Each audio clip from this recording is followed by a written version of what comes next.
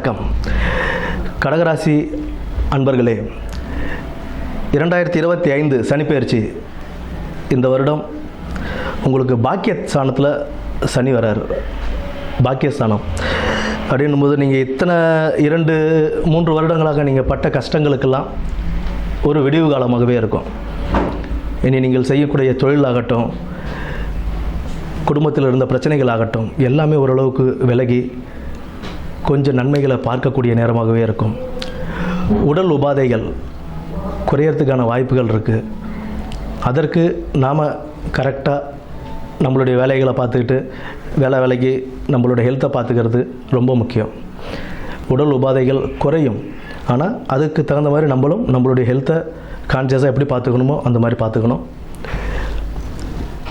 அடுத்து 11ஆம் இடமான ரிஷபத்தையும் 3ஆம் இடமான கன்னியையும்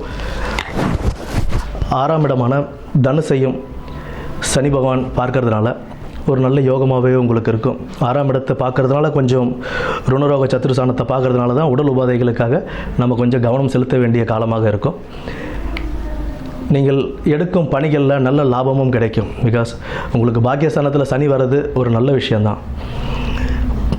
குரு மாறினதுக்கப்புறம் அதுவும் நமக்கு நல்லதாகவே அமையும் உங்களுக்கு. ஏன்னா 12ஆம் இடத்துல குரு இருக்கும்போது உங்களுக்கு 4ஆம் இடமான துலாமையும் 6ஆம் இடமான தனுசையும் 8ஆம் இடமான கும்பத்தையும் அவர் பார்க்குறாரு.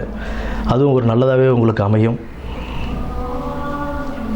உடல் உபாதைகளுக்கு மட்டும் கவனம் செலுத்தி நல்ல ஒரு பாக்கியமான சனிப்பெயர்ச்சியாகவே இந்த சனிப்பெயர்ச்சி உங்களுக்கு அமையும்.